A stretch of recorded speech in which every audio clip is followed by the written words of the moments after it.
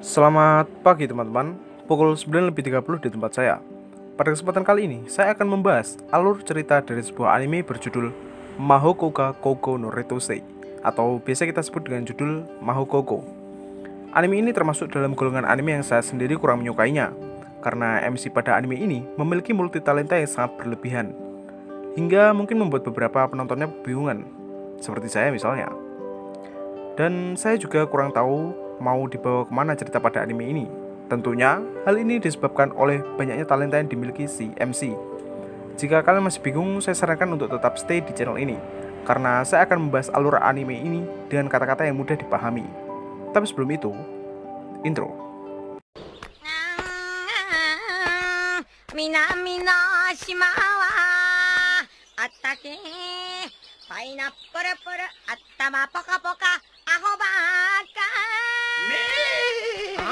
Masih dengan konsep sihir, sihir pada anime ini bukanlah sesuatu kekuatan yang muncul dari sebuah mantra dan keajaiban, melainkan sebuah teknologi yang tercipta dari akal dan kecerdasan manusia. Anime ini memiliki latar waktu di mana Perang Dunia Ketiga sudah usai. Akibat dari perang itu, seluruh negara di dunia berlomba-lomba untuk mengembangkan suatu teknologi yang disebut dengan nama sihir. MC kita adalah siswa baru pada sebuah sekolah di Jepang bernama SMA 1. Ya, namanya memang SMA 1. Di sekolah ini, kasta seorang murid digolongkan menjadi dua. Yang pertama adalah Bloom, di mana itu adalah sebuah golongan para siswa yang memiliki energi sihir yang besar. Lalu ada Wit, di mana itu adalah sebuah golongan untuk siswa yang memiliki energi sihir yang tidak terlalu banyak.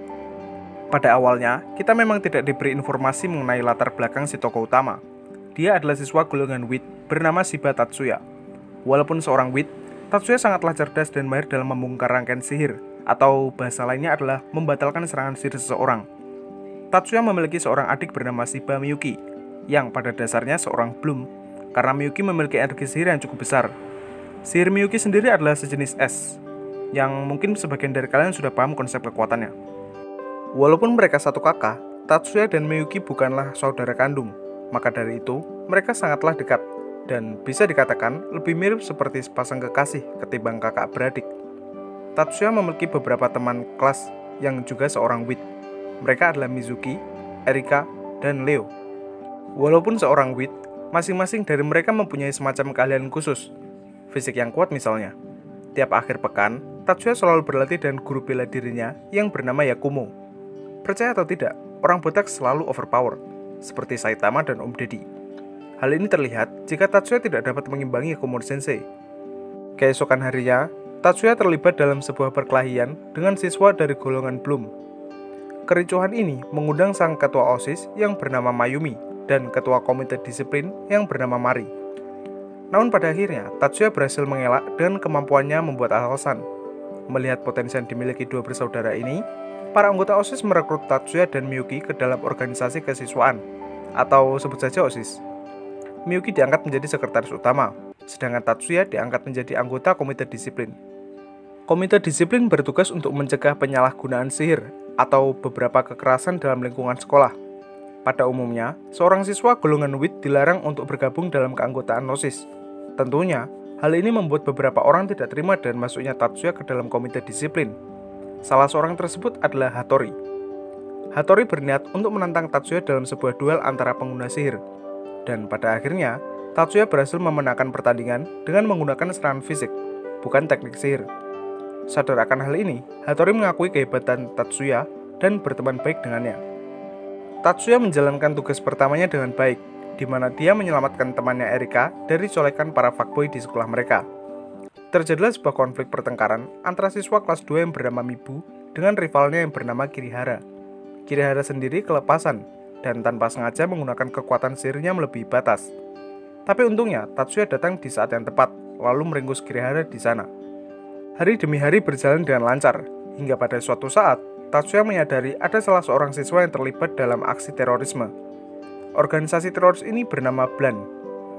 Tatsuya dan Miyuki mencari informasi dari guru bela diri mereka, yaitu Yakumo Sensei. Yakumo Sensei bilang jika orang yang mereka cari adalah Tsukasa, yakni senior kelas 2 mereka. Tsukasa sendiri adalah adik dari pemimpin teroris ini, maka dari itu, peran Tsukasa sangatlah berpengaruh di sini. Keesokan harinya, aksi terorisme ini benar-benar terjadi. Mereka berniat untuk mencuri perangkat sihir berharga di sekolah mereka. Dengan sigap, Tatsuya dan kawan-kawan berusaha semaksimal mungkin untuk meringkus para teroris ini. Setelah itu, Tatsuya dan Miyuki pergi untuk mengamankan ruang penyimpanan perangkat ini. Dan ternyata, senior mereka yang bernama Mibu juga terlibat dalam insiden kali ini. Tapi sebenarnya, Mibu hanya diperalat oleh temannya yaitu Tsukasa.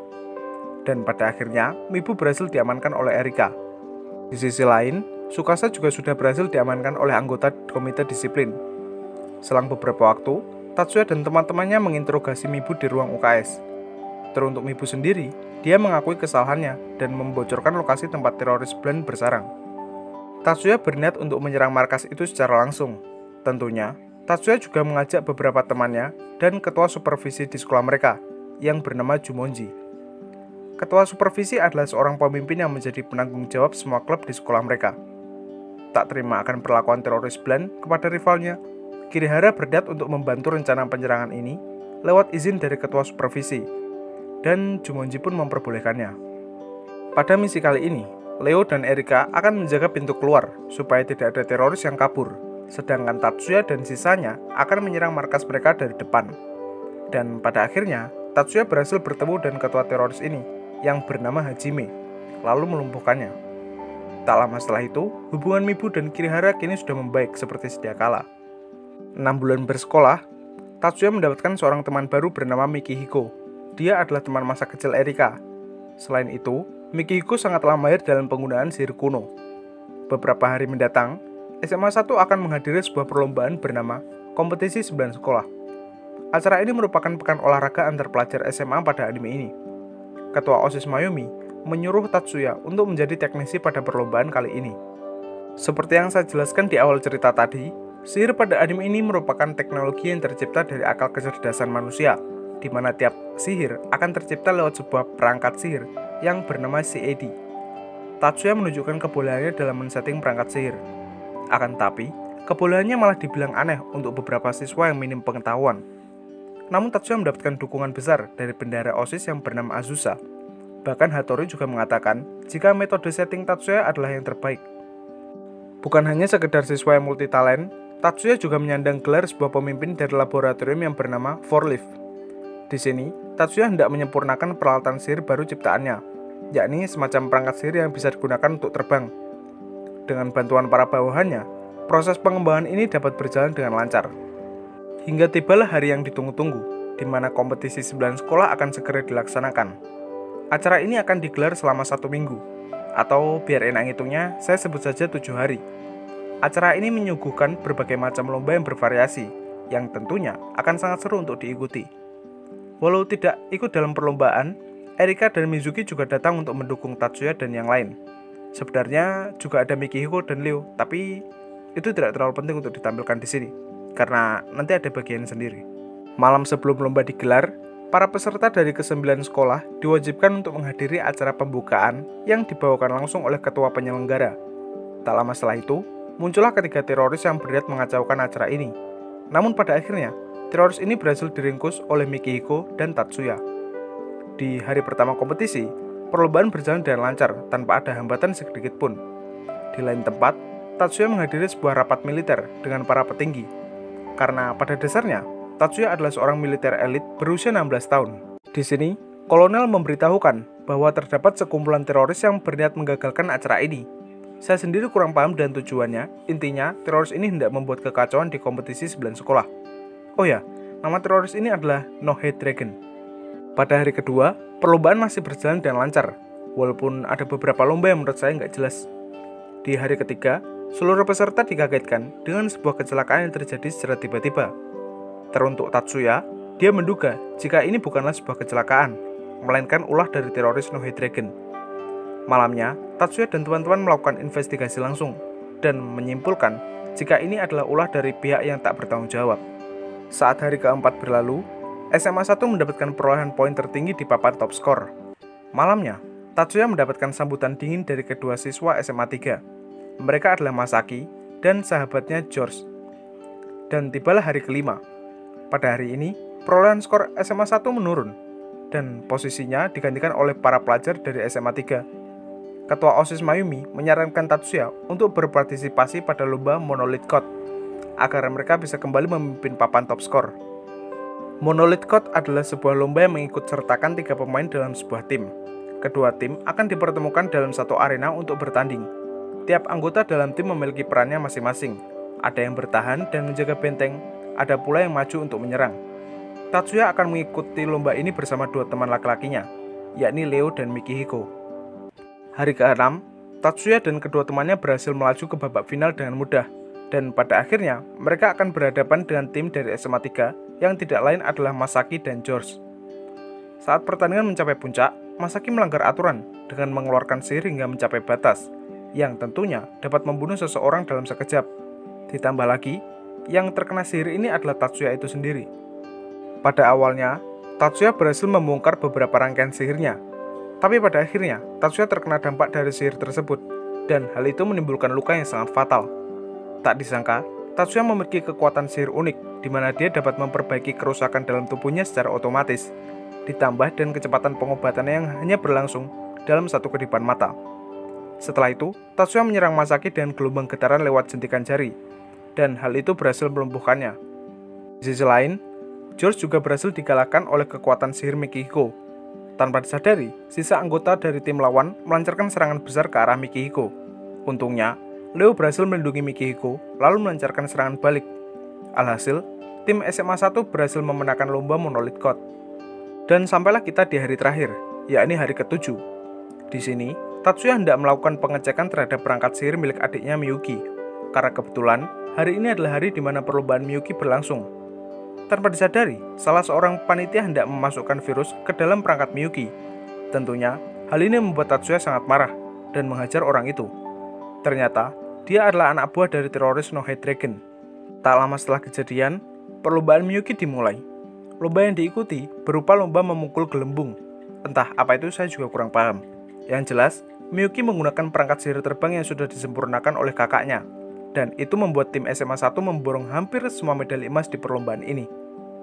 Malam sebelum penutupan, Tatsuya pergi menjalankan sebuah misi di mana dia akan melenyapkan semua petinggi dari organisasi No Hate Dragon. Sekedar info, teroris ini belum menimbulkan masalah yang terlalu serius, tapi Tatsuya mengeksekusi mereka dengan bengis. Dan pada dasarnya, Tatsuya tidak melakukan misi ini untuk keamanan negara, melainkan karena teroris ini sudah mencoba mencelakai Miyuki dengan virus mereka tadi. Anjir dah, the release is gone. Tatsuya memang sudah membunuh beberapa petinggi, tapi itu tidak termasuk pimpinan No Hate Dragon. Tak lama setelah itu, Tatsuya menghadiri acara penutupan, lalu berdansa dengan beberapa gadis secara bergantian.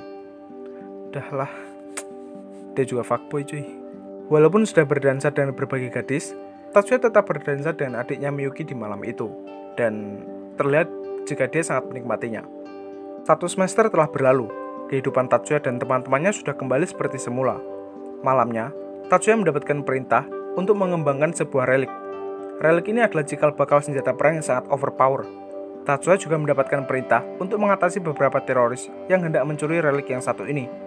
Akan tetapi, Tatsuya mendapatkan sedikit gangguan dari penembak jitu. Tapi tetap saja, Tatsuya bisa menembak seorang ini dari jarak 1 km di malam hari, tanpa skop dan kacamata malam. Karena kecerdasan yang dimilikinya, Tatsuya diharapkan untuk mengikuti lomba tesis bersama dengan seniornya yang bernama Ichihara. Hingga pada suatu hari, Tatsuya dan teman-temannya kedapatan salah seorang siswi yang berniat mencuri data tesis milik Tatsuya. Dia adalah Hirakawa. Pada akhirnya, usaha pencurian Hirakawa berhasil digagalkan oleh Leo. Daripada mirip seorang penyelamat, Leo lebih mirip seorang om-om yang hendak menancapkan rudalnya pada seorang loli kawaii. Hirakawa dibawa ke UKS, lalu diinterogasi. Ternyata, Hirakawa adalah korban yang diperalat oleh teroris No Hate Dragon untuk mencuri data tesis tersebut. Karena kondisinya memburuk, Hirakawa harus dipindah rawatkan ke rumah sakit. Ternyata, masih ada satu murid yang juga dibohongi oleh organisasi No Hate Dragon. Dia adalah siswa kelas 2 yang bernama Sekimoto. Keesokan harinya, datanglah seorang tangan kanan dari petinggi No Hate Dragon. Dia adalah Liu Gangfu. Dia berniat untuk membunuh Hirakawa yang sedang dirawat di rumah sakit karena takut informasi yang dimilikinya bocor. Tapi untungnya, di sana ada beberapa kakak kelas yang berhasil memukul mundur Liu. Tak lama setelah itu, Liu kembali berpindah untuk membunuh Sekimoto. Tapi ternyata, di sana ada Tatsuya dan 2 seniornya. Jujur saja, saya sangat kasihan dengan Liu, karena dimanapun dia bertarung, Liu selalu dikeroyok. Dan di sini, Tatsuya dan dua seniornya berhasil melumpuhkan Liu dengan sangat sadis. Hingga tibalah hari di mana lomba tesis dilaksanakan. Lomba ini berlangsung di wilayah Yokohama, dan dihadiri oleh berbagai pelajar dari bermacam sekolah SMA. Giliran presentasi Tatsuya dan Ichihara berjalan dan lancar. Tak lama setelah itu, auditorium tempat mereka berpijak diserbu oleh segerombolan teroris dari No Hate Dragon. Tapi untungnya, Tatsuya dan panitia keamanan berhasil meringkus beberapa teroris. Kemudian, datanglah Mayumi yang membukakan jalur evakuasi untuk para hadirin di sana. Di sisi lain, Tatsuya dan kawan-kawannya juga berhasil meringkus beberapa teroris yang ada di pintu masuk. Teroris ini tidak hanya menyerang di satu tempat, melainkan di berbagai lokasi di wilayah Yokohama. Beberapa titik sudah diamankan oleh sejumlah karakter penting, seperti Jumonji dengan aparat kepolisian, lalu ada juga Masaki yang bersama sahabatnya George. Singkat cerita, Tatsuya sudah menggunakan baju tempur yang sangat overpower. Dia juga sudah berhasil mengamankan beberapa titik di sana. Hingga pada akhirnya, Tatsuya melenyapkan seluruh armada kapal utama milik teroris No Hate Dragon menggunakan sihir besar yang entah dari mana asal-muasalnya. Mengenai lombanya sendiri, saya juga tidak menemukan siapa yang menang pada akhirnya. Yang jelas, anime ini berakhir dengan sebuah scene di mana Tatsuya dan Miyuki hendak sudahlah, tamat. Setelah menonton anime ini, saya menjamin jika banyak sekali pertanyaan yang terkumpul di otak kalian. Karena pada seri yang satu ini, kita tidak begitu dijelaskan tentang si tokoh utama, dan bagaimana dia bisa satu keluarga dengan Miyuki. Menurut saya pribadi, talenta dari Tatsuya sudah melampaui berbagai MC di anime lain. Kecerdasannya sendiri sudah melampaui Senku. Teknik bela dirinya sudah melampaui Son Goku.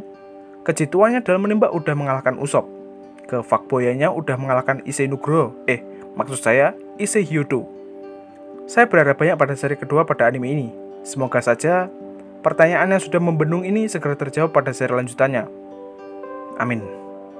Saya juga menginfokan jika opening 1 dan ending 2 pada anime ini sangatlah enak didengar. Nanti linknya saya sertain di deskripsi. Jika masih ada yang dibingungkan, kalian bisa tanyakan di kolom komentar. Jika ada tambahan atau masukan, kalian juga bisa tinggalkan di kolom komentar. Itu saja dari saya. Kurang lebihnya mohon maaf, dan bye-bye.